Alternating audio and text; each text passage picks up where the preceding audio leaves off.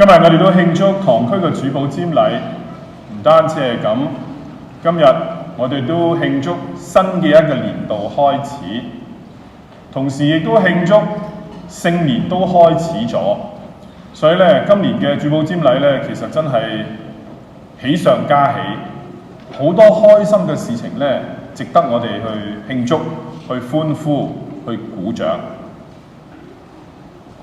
今日最大嘅恩賜，其實已經發生咗好耐嘅時間。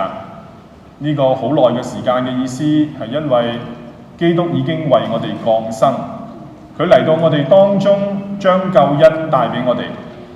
喺今日嘅第二篇讀經當中，加拉太人書裏邊告訴我哋，其實耶穌嘅嚟到係讓我哋能夠成為子女。而唔單止耶穌嘅死，佢揭示咗天主父喺佢嘅計劃當中嘅願意我哋成為佢嘅子女，甚至後來佢都顯發聖神嚟到我哋每一個人嘅心裏邊，幫助我哋喺內心去呼求天上嘅父。所以每一次喺祈禱嘅時刻，我哋都懷念住呢份嘅關係，向在天嘅父祈禱。當我哋稱佢為父嘅時候，我哋係子女。不過讓我哋都去反思一下，我哋究竟記唔記得自己呢一個身份？我哋係天父嘅子女。我哋嘅慈母瑪利亞，佢深深咁樣明白到呢一份嘅恩典。起初嘅時候，佢稱自己為咩啊？婢女。不過因為有自己嘅愛子喺自己嘅懷中嘅時候，佢睇到父嘅愛嘅臨在，每一次望住自己嘅兒子嘅時候，佢都記起呢一份嘅救恩，呢一份嘅恩典。所以瑪利亞更加清晰意會到天主嘅愛情唔係叫我哋做奴婢、做奴僕，而係叫我哋做子女。所以瑪利亞所選擇做嘅一切都係心甘情願。不過呢一個心甘情願呢，並唔簡單，因為佢所要面對嘅事情呢，都好多嘅挑戰。自己個仔出生冇耐，就要點啊？走難，離開自己熟悉嘅地方，去到一個陌生嘅環境生活。翻嚟之後，諗住可以安居，但係仍然要擔心，因為自己嘅兒子原來仍然係被追殺，所以只能夠過隱姓埋名嘅生活。及至自己嘅兒子長大以後，開始出嚟傳教，瑪利亞唔會只係聽到自己嘅兒子咧有好多嘅人跟隨住，更加會聽到嘅就係啲人唔中意耶穌，講耶穌嘅壞話，甚至一啲嘅計謀諗住害佢。相信瑪利亞都能夠從自己所相識嘅人當中知道呢啲嘢。所以我哋睇到喺聖經當中咧，瑪利亞往往咧係主動去探訪耶穌嘅嗰一個。聖經裏邊咧都唔止一次去記載話聖母咧嚟去揾耶穌。當然啦，呢啲嘅片段咧，亦都有另外一啲嘅教導。耶穌咧好似唔係好在意，反而反問啲人：邊個係我阿媽？嗰啲聽天主嘅話而去實行嘅人咧，先至係我嘅兄弟姊妹，我嘅母親。耶穌咧並唔係否定自己母親嘅身份同埋地位，反而佢係提醒當時嘅人，聖母之所以咁被尊崇，被自己所去愛，係因為佢係一個聽天主說話而去生活嘅人。及至瑪利亞要睇住自己嘅兒子受苦受難，被釘喺十字架上，甚至死去。你試想下，作為一個媽媽，佢點樣去面對呢啲生命當中嘅極大痛苦？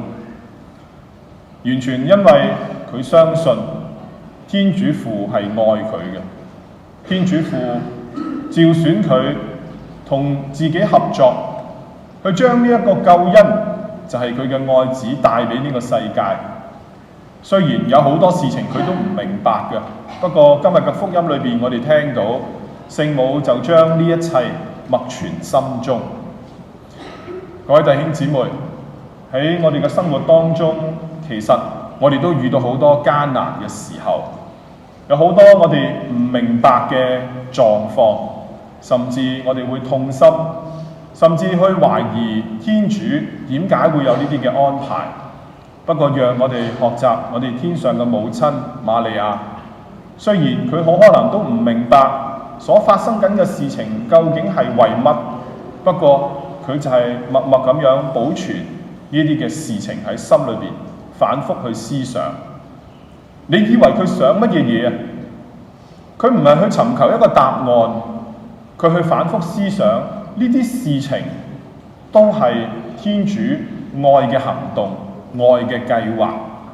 相信瑪利亞時時嘅心思念慮就係從最基礎嘅相信開始，所以無論係痛苦嘅、困難嘅、開心嘅、順意嘅，佢都一一咧去接納、去面對。呢一個正正就係我哋天上嘅母親一個獨特之處，因為佢滿有恩寵。滿有恩寵嘅人，表示就係佢同上主嘅關係咧係咁緊密，所以呢份嘅緊密咧會令到佢時時都好正面去諗生命當中所遇到嘅每一件事情。各位弟兄姊妹，喺我哋接受咗洗禮以後，其實我哋都堪稱滿被恩寵，因為我哋的確係由耶穌嘅寶血所救贖，透過水洗，我哋分享咗耶穌嘅生命，天主聖神住喺我哋之內。聽到呢啲嘢，你點可以唔承認我哋係滿披恩寵？係因為天主住喺我哋裏邊。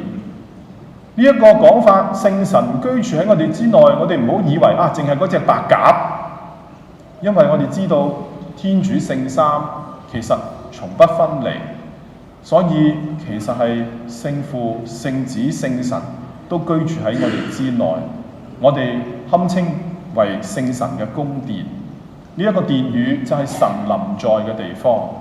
呢一個就係表明我哋係滿披恩寵嘅人。但係我哋有冇去相信呢一份嘅恩寵，幫助我哋去發現自己同父嘅關係係咁密切，天主係幾咁愛我哋？所以我哋所遇到嘅任何生活嘅境況，無論係順境逆境健康疾病各樣嘅嘢咧，其實天主都係不離不棄咁樣同我哋喺一齊去面對。所以就算幾艱難，我哋都相信天主仍然係深愛住我哋，而我哋就喺呢一份嘅生命當中咧，去反思同佢嘅愛。呢一份愛係天主同你去經歷呢一切，而呢一個就係最大嘅愛情。而瑪利亞，我相信佢就係無時無刻咁樣去相信自己陪住自己嘅兒子，天上嘅父甚至聖神都係偕同住佢一齊去面對所發生嘅事情。所以教會先至咁重視瑪利亞佢嘅呢一個角色。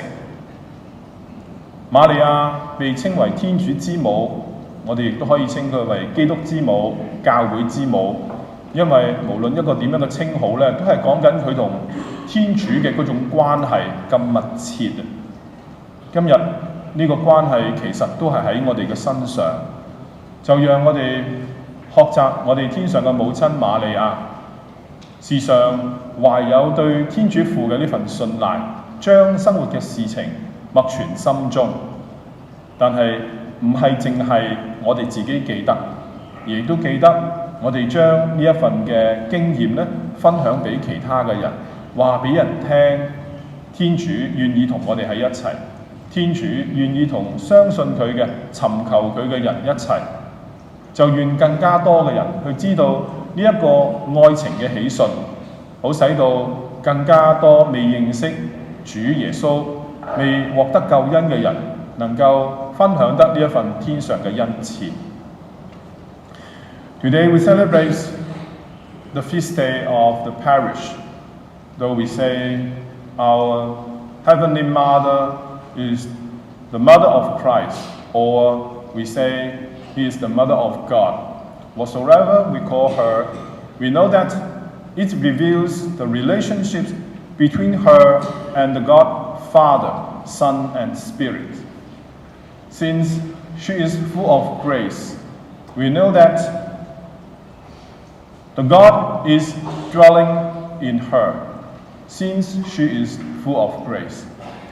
Indeed, every one of us, through our baptisms, are also full of grace in this sense. Let us remember that our Heavenly Mother have passing over all difficulties during the time with His Son. He witnesses His persecution even when He is a baby. And then when He grew up, people ignored Him, people against Him, and even we know that His passion and His death are always accompanied by our Heavenly Mother. Our Mother Mary puts all these experience in her heart, and thoughtfully, she always remember and recall all these happenings. But actually, is she figuring out why does this happen?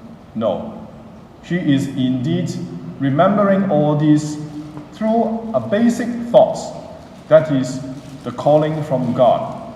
She believes that God loves the world, and she is one of them. She believes God's plan is love. So whatsoever she has experienced, whatsoever it is hard or easy, difficulties or comfort, she still believes that God is loving her.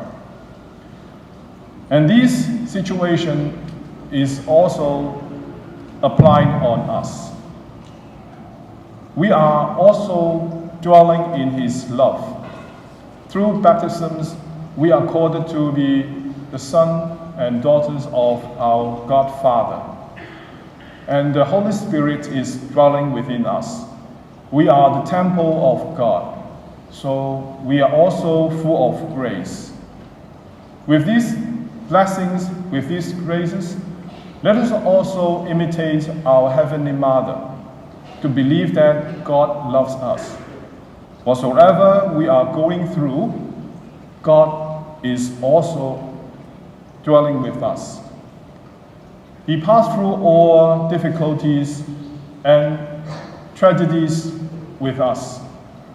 So let us remember His love and telling the world that God loved us so much, and invite people to know the holy name of our Lord Jesus. Through this sharing, we know that God will dwelling in them too. Let us celebrate and be happy that God loves us, and let us be His witnesses through our daily life. Whatsoever, whomsoever we met, we share what we believe and what we have experienced. May the holy name of our Heavenly Father be always be honored.